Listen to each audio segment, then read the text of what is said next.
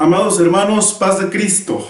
Voy a leer Santiago capítulo 4, versículo 13 al 17 para reflexionar hoy en la palabra del Señor. Dice Santiago 4, 13 al 17: Veamos ahora los que decís: hoy y mañana iremos a tal ciudad y estaremos allá un año y testificaremos y ganaremos, cuando no sabéis lo que será mañana, porque ¿qué es vuestra vida? Ciertamente es neblina que se aparece por un poco de tiempo y luego se desvanece. En lugar de lo cual deberíais de decir: si el Señor quiere, viviremos y haremos esto o aquello.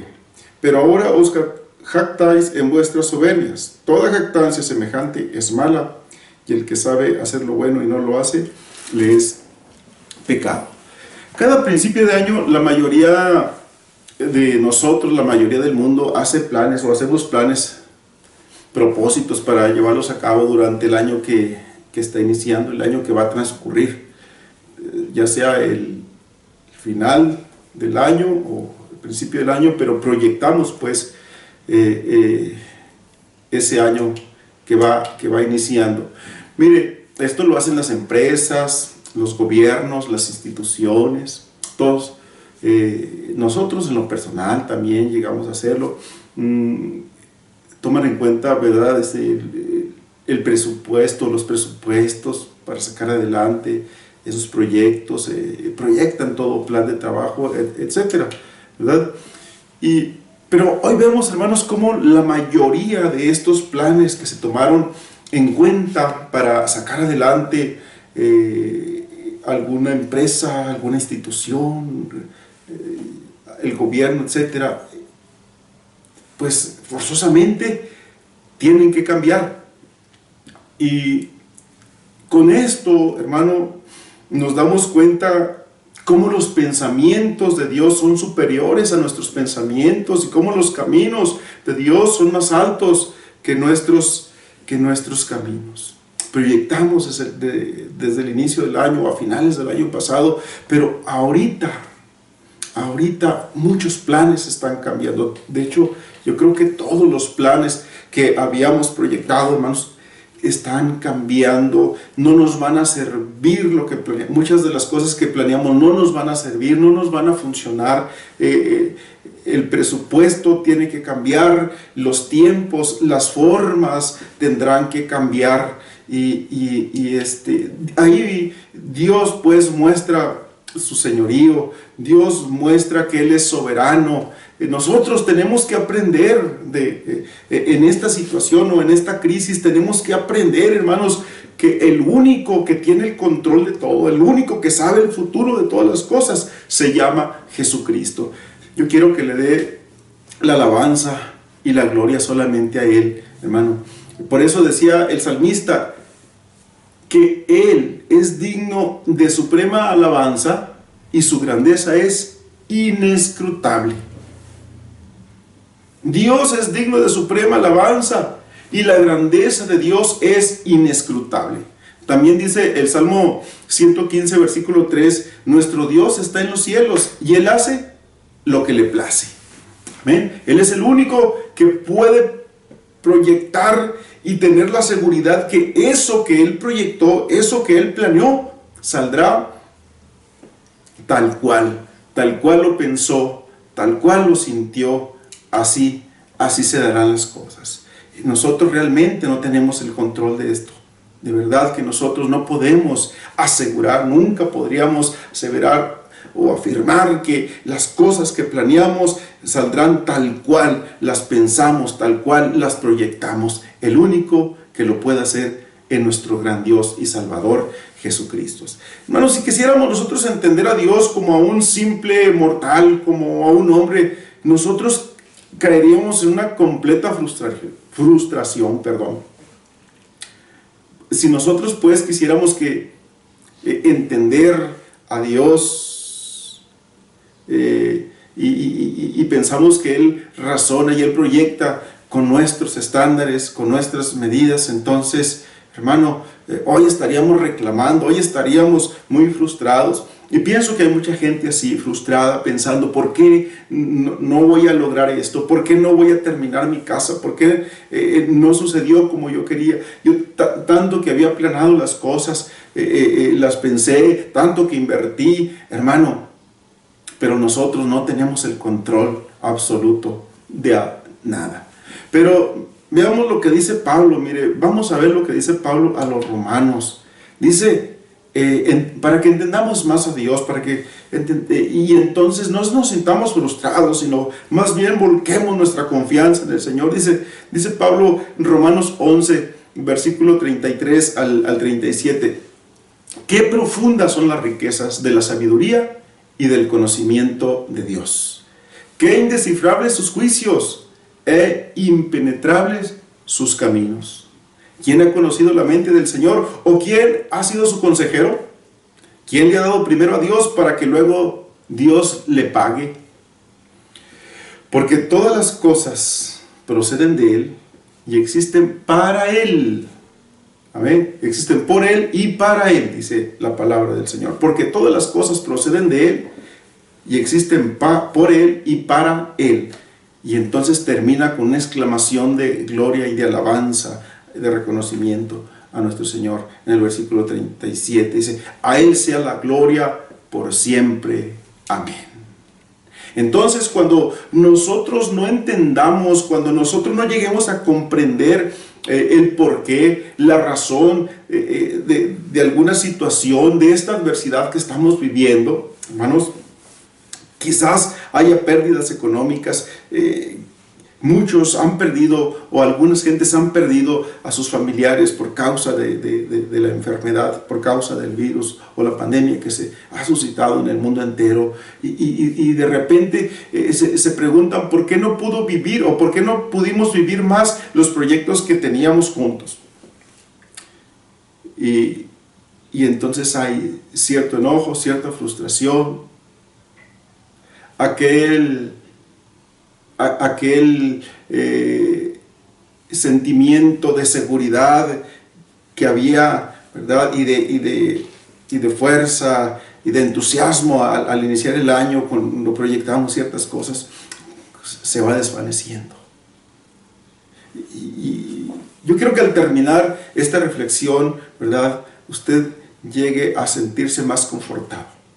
Mire, vamos a ver 4 maneras distintas en las que nosotros solemos planear el futuro. La primera es cuando se excluye a Dios de los planes. Cuando nosotros excluimos a Dios, o cuando la gente excluye a Dios de sus planes. Esto es, hermanos, porque hay una falta de conciencia. Quizás sepa que existe un Dios, quizás haya cierta conciencia de la existencia de Dios, pero no está completamente consciente de la grandeza, de la plenitud. No estamos conscientes de la magnificencia de Dios y del control que Dios tiene de todas las cosas. Y por eso es que se excluye a Dios de algunos planes que se hicieron a principios del año. Algunos lo hacen por arrogancia y algunos lo hacen por ignorancia.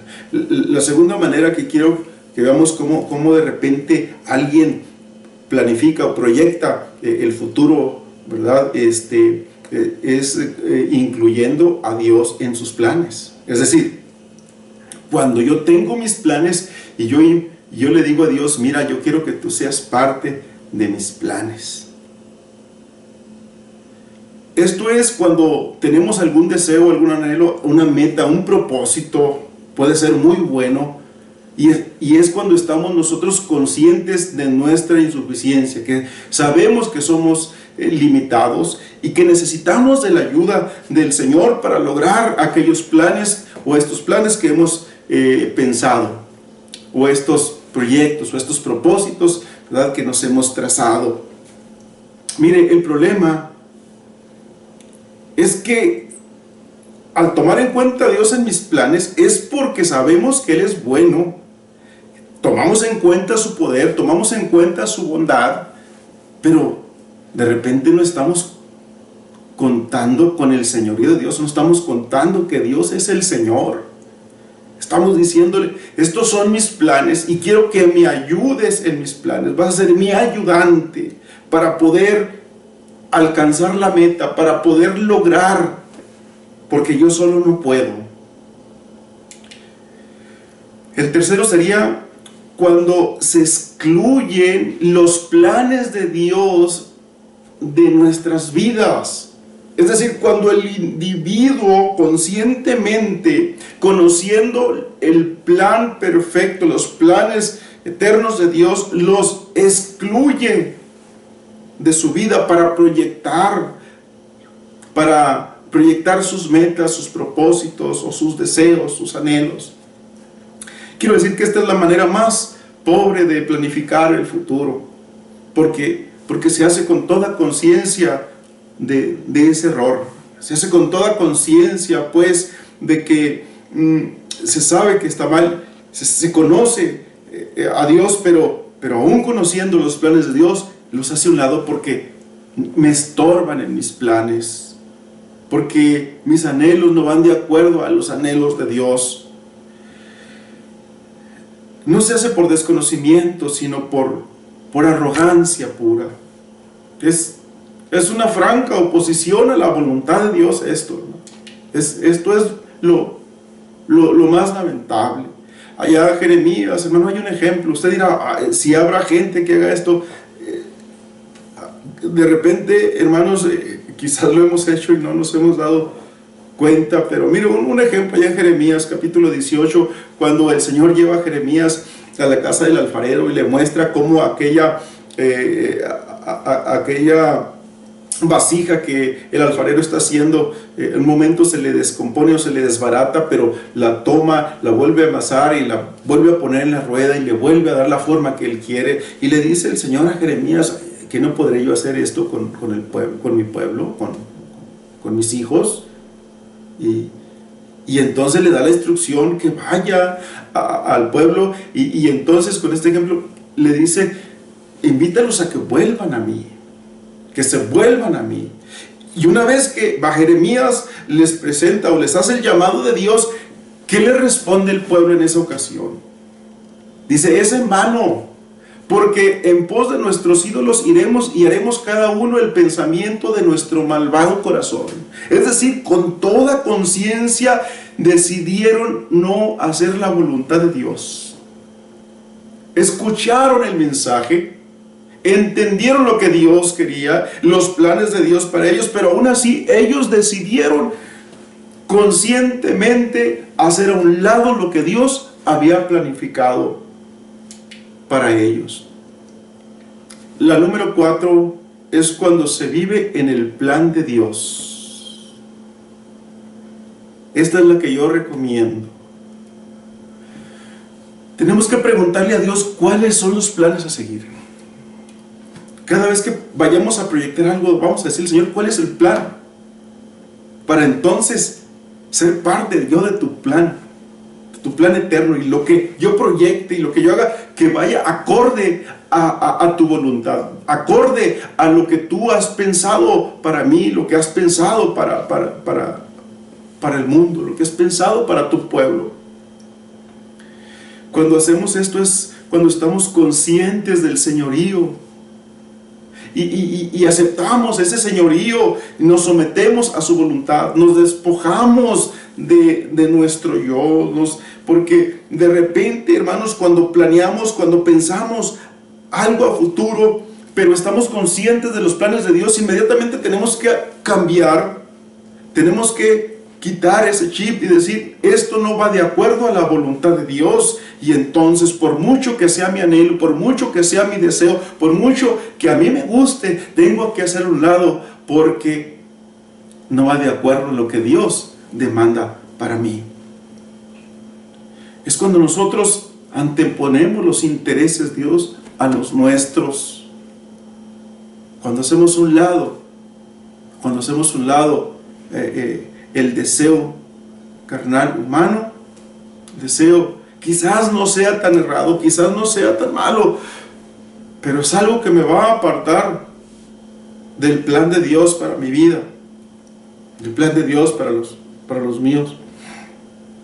Pero yo quiero decirle que esta manera de planear es la manera más segura de alcanzar los anhelos, los deseos de mi corazón.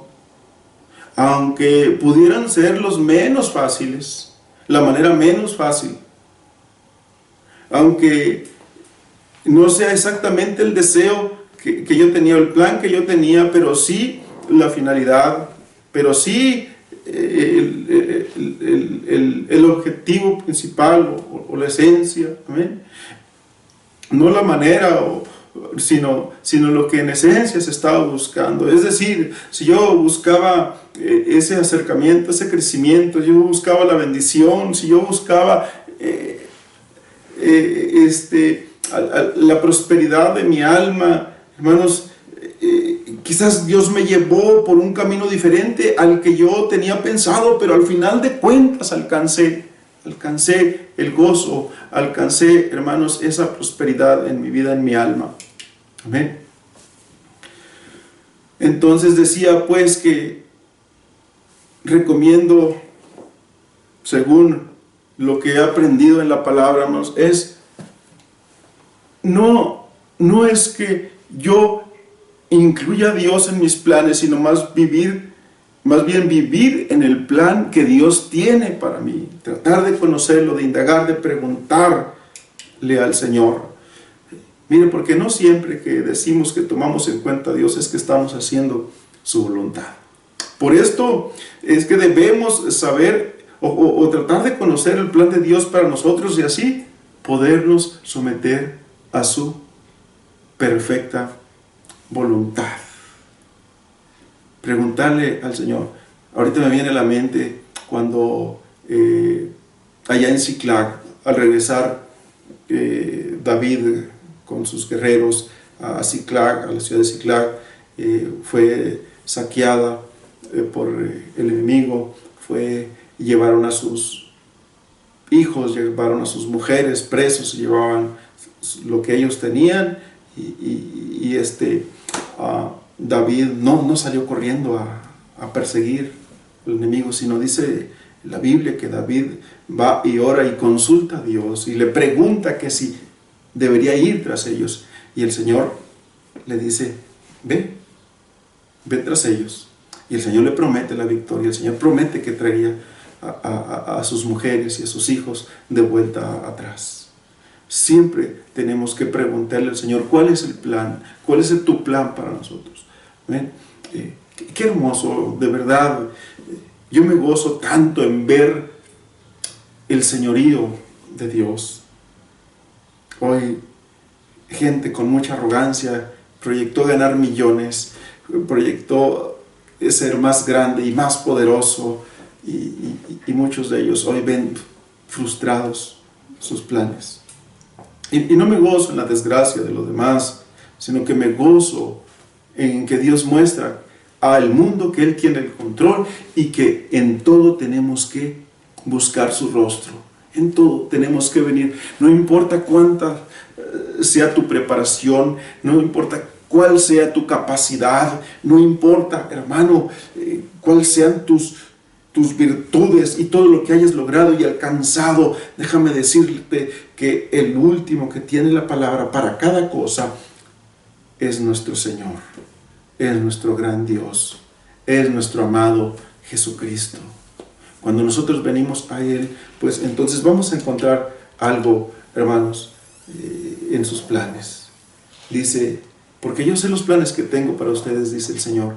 Son planes para lo bueno y no para lo malo, para darles un futuro y una esperanza.